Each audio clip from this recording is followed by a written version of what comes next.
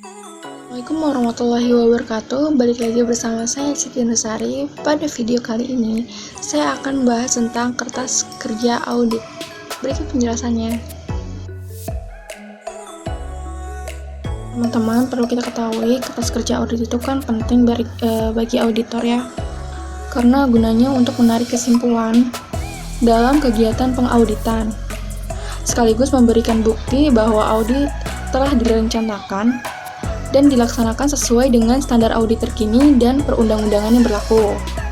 Nah, kertas kerja audit ini harus disimpan oleh KAP di tempat dan dalam bentuk apapun sekurang-kurangnya itu 5 tahun. Nah, bagi auditor, pengumpulan kertas kerja audit yang final dilakukan tidak lebih dari 60 hari setelah tanggal pelaporan.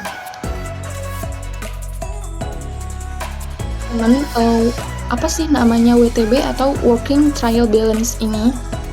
WTB ini merupakan suatu daftar yang memuat saldo dari seluruh rekening buku besar pada akhir tahun yang diperiksa pada tahun sebelumnya.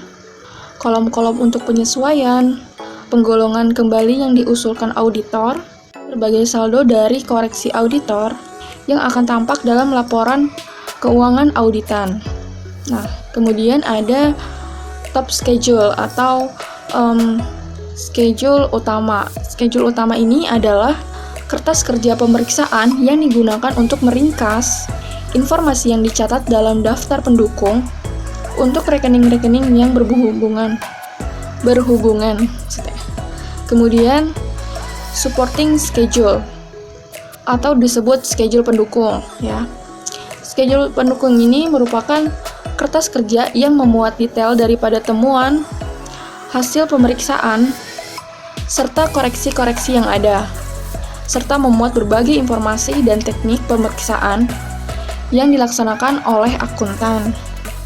Nah, dengan kata lain tuh maksudnya supporting schedule ini merupakan rincian daripada top schedule ya.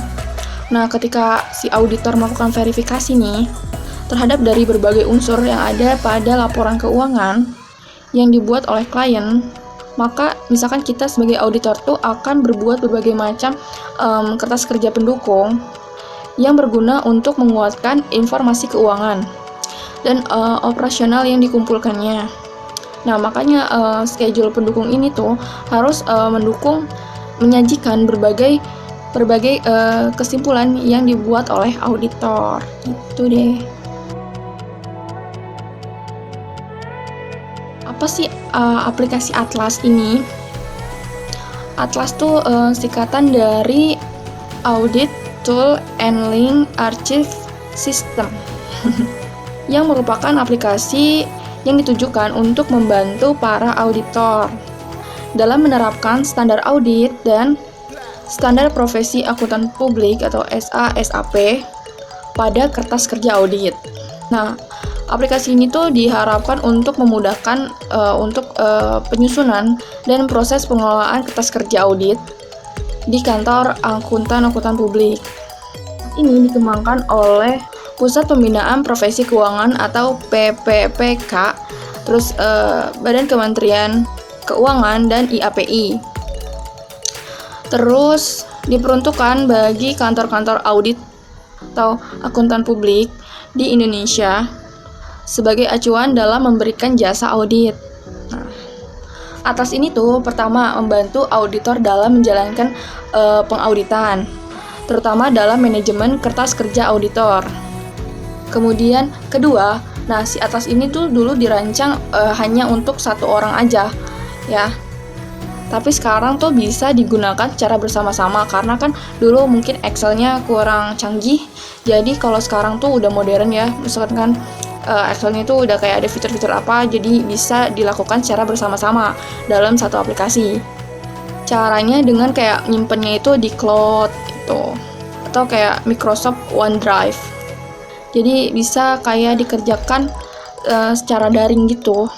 Jadi ya kita nggak harus di kantor juga, bisa dikerjakan di mana aja. Oke, kita lanjut ke aplikasinya. Saya mau menampilkan sedikit tentang aplikasi Atlas ini. Berikut penjelasannya. tampilan awalnya, ini tuh Excel ya. Ini tuh cukup memudahkan untuk auditor untuk mengelola kertas kerja audit. Ini kayak termasuk ke dalam software sih, pengelolaan kertas kerja audit. Kita bakal lihat kayak gimana sih kelebihan aplikasi Atlas ini. Nah, di sini tuh ada contoh-contohnya gitu deh pokoknya.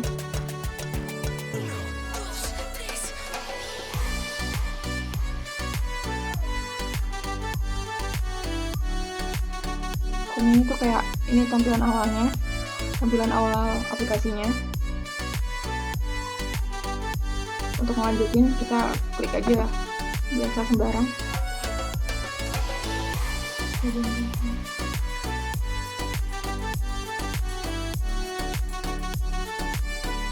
Ini ada extendnya.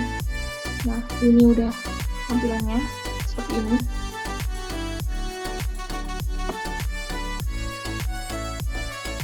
Ya, ini kayak tampilannya.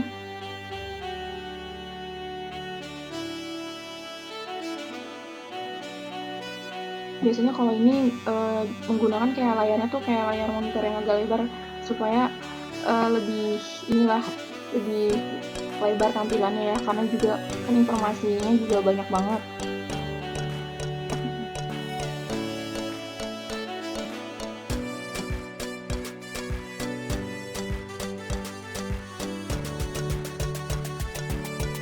Di sini ada namanya kayak identitas auditor, ini tuh harus diisi. Kalau yang bintang 3 itu harus isi manual.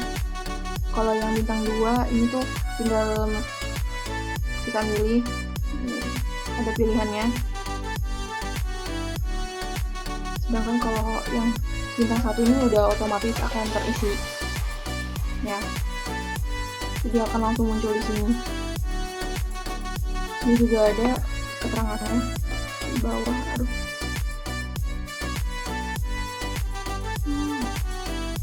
maaf. Ini ada ini ya, ada keterangannya di bawah.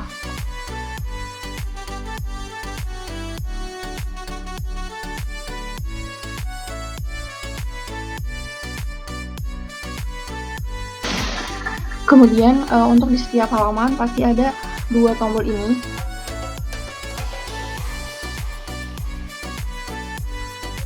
Fungsi untuk kita menuju menu utama. Yang pertama kayak nih audit cycle.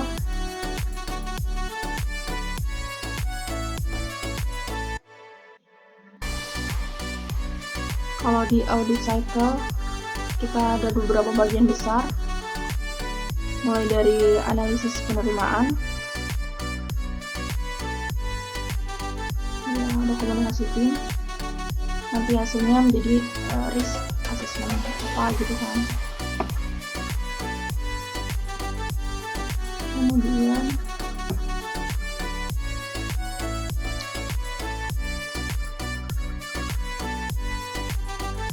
ada A1 perikatan, ada beberapa bagian kegiatan ya yang dilakukan nanti, mulai dari materi tes awal, prosedur, pemahaman, intervensi,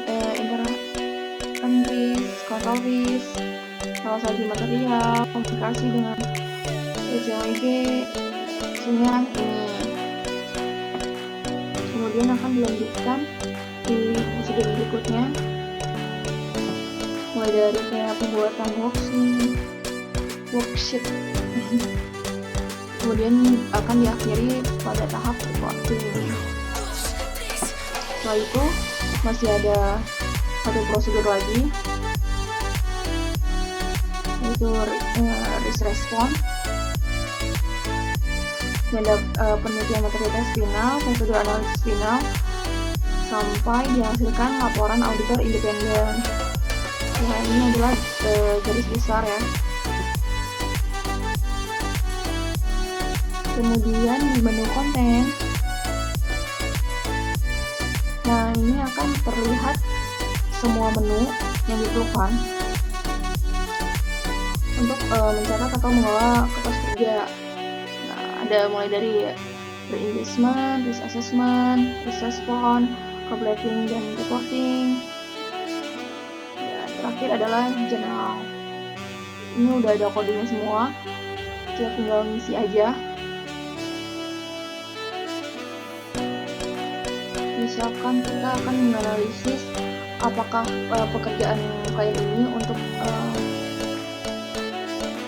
mengerjakannya, kita mulai dari A110.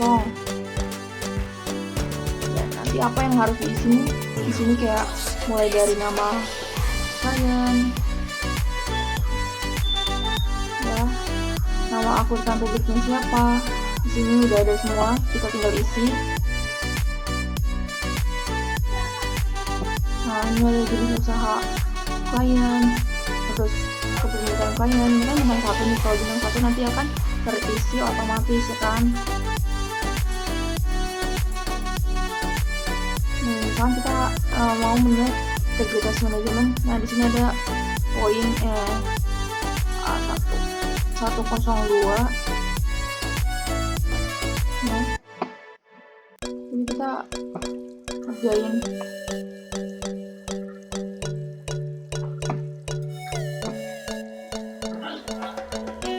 Lebih sederhana ya, maaf.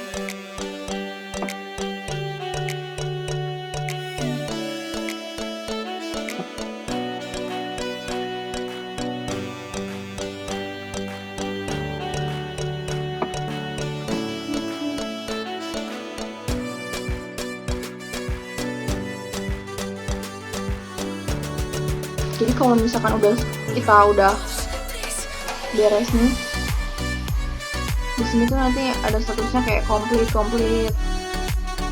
ya. Nah, aja kalau misalkan ini tuh dashboardnya buat nampilin mana yang udah selesai, mana yang belum. Kayaknya ini statusnya kan incomplete, berarti kalau udah berarti complete, ya kan. Jadi kita bisa mengevaluasi kinerja tim audit kita tuh kayak gimana. Jadi semua ini ada indeksnya. Jadi kalau misalkan kertas kerja ini udah selesai, pasti statusnya ini complete. Kalau belum ya incomplete. Jadi menu ini tuh sangat akan membantu ya, secara online. Jadi kita tuh nggak harus ada di kantor, tapi kita di rumah juga bisa. Karena ini kan sistemnya juga bisa daring gitu kan.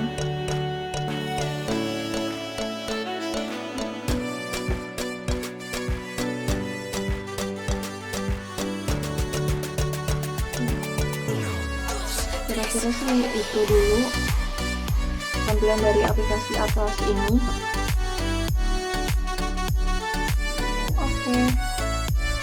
Oke, segitu dulu penjelasan dari saya. Kurang lebihnya saya mohon maaf. Wassalamualaikum warahmatullahi wabarakatuh. See you next video.